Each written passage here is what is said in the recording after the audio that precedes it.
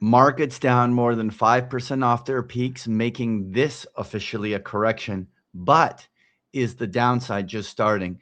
With anxiety about the Iran war and credit stresses continuing, the nervousness in the markets is growing fast. Good morning, Patrick here, and welcome to your macro outlook for today. Every day, the goal is the same: spot trends early, make better decisions, and stay aligned with the markets. I'm here Monday through Thursday at 9:30 a.m. Eastern. So let's dive into this.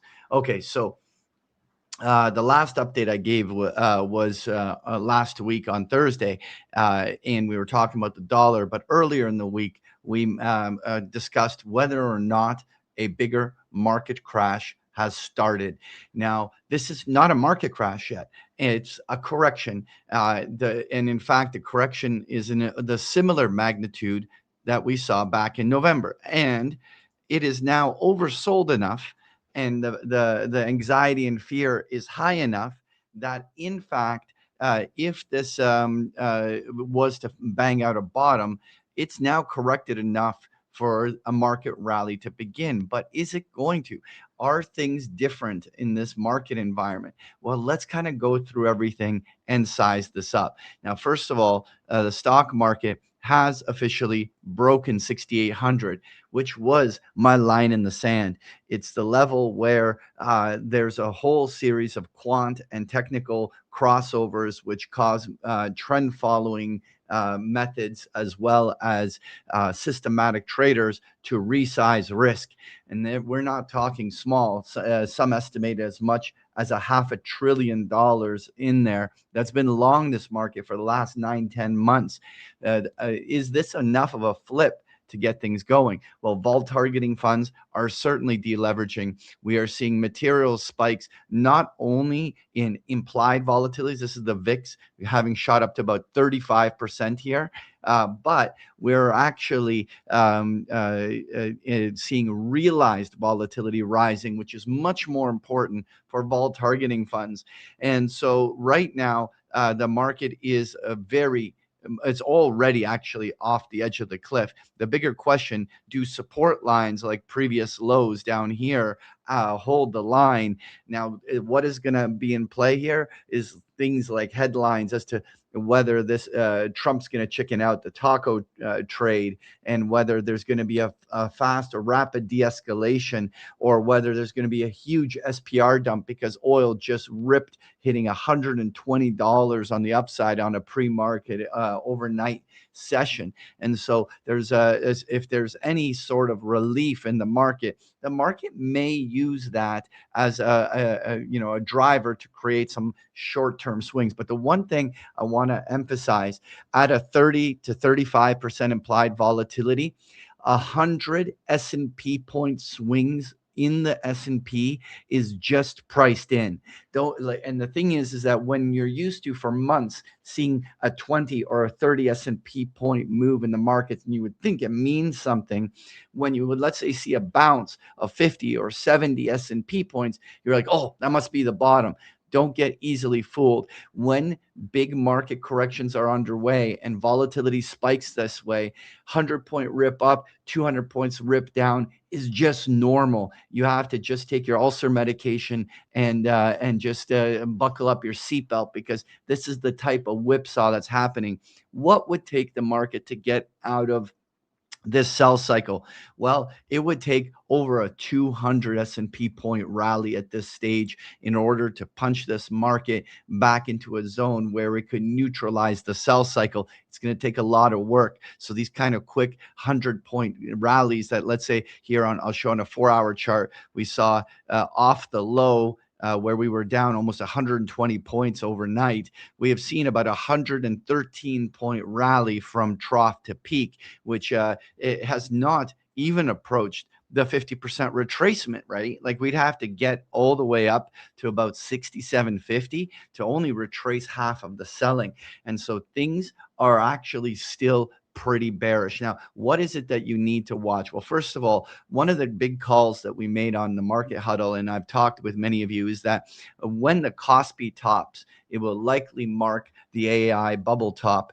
And we saw that the Kospi blew off, had a solid almost, close to 20% drop, still holding its 50-day moving average, but not rapidly recovering from that very aggressive selling. You can see the Nikkei also selling very hard. Not only that, the semiconductors, which was the darling place where everyone was selling software going into semis, you can observe here the semis not only have spent now 2-3 days below their 50-day moving average, but didn't hold a Fibonacci retracement zone, which was the pattern that has repetitively happened over and over again during this entire bull advance. So we're seeing deterioration in the leadership space. Now, surprisingly, we did not see the Mag 7s break badly, but they're highly vulnerable. They're now at their 1 month lows, trading down along that low area, which is that all they need to do is trip up to a lower low, and that next level down is coming. But the part that I noticed particularly was the substantial deterioration in market breadth. Now, what was holding this whole market together was sector rotation. So what we were seeing was there was selling in the Mag 7s, selling in the software, and it was finding the other areas in the stock market in that rotation. That means even a week ago, we had 2 out of 3 stocks holding above their 50-day moving averages, showing some form of trend. And this badly broke in the last week. We got from 65% down to a low of 38% now, where only 1/3 of stocks are in bull trend. Now, areas like energy are holding in, but what's particularly interesting is the financials are continued to do very, very poorly. There's a lot of nervousness about the credit problems that are emerging in the markets, and it's causing a substantial drag on the downside of these financials, which have not only already broken some of their key support lines, but have not even attempted a rally back above them. Every rally attempt met that overhead resistance and cracked. Things are very weak here in these markets, so we have to be on alert. Things can get spicy. The thing here, if I go on a weekly chart, the most logical downside target is about the 50% retracement on a weekly chart, which is where conveniently were the previous highs at the start of last year, this kind of 6,000 to 6,200 area, making this a very solid 15% correction if those kind of levels were actually seen.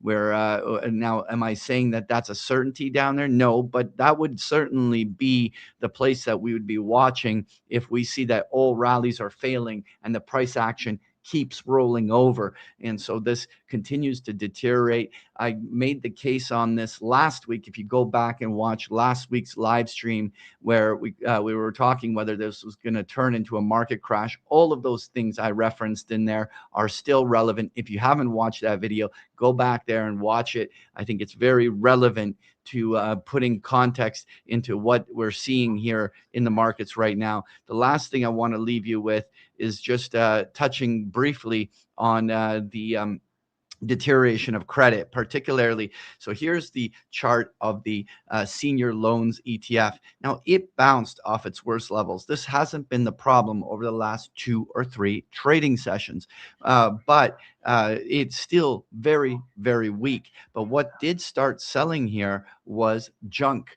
Now, the high yield bonds, junk bonds, have deteriorated. Now, the first gap was a gap that was driven also by its dividend payments. So you don't want to over analyze that short-term little breakdown based on that. But the continued selling and now definitively breaking key support lines means that credit is starting to crack. And what I always like to say is that we have seen on numerous occasions where there's been 5+% market corrections and credit was okay. But almost every time that credit breaks down, the market corrections are always steeper, and it's often being 10 to 20% market type drops. So the fact that we're seeing junk bonds deteriorate is in itself a little bit of a problem.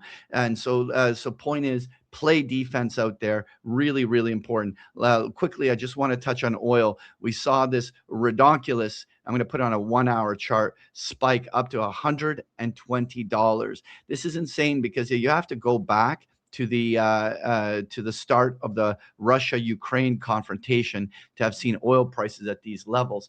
Now that was almost immediately squashed with rumors that they're going to open up the SPR and start providing some oil. But this is something I want to spend a little more time talking about tomorrow. So make sure you join me tomorrow. We'll go a little bit deeper into oil and what's going on. So, all right, that's where I'm going to end the public portion here and head over to Big Picture Trading. Today, we're going to go dive deeper into this bigger macro. What's going on with the dollar? What's going on with oil? And what's going on with these stock markets? We've had a whole series of hedges constructed on the S&P. We're going to dive into talking about how to manage them, how to adjust them, and how to make sure we really are in a position to really defend our portfolios during this type of market turbulence.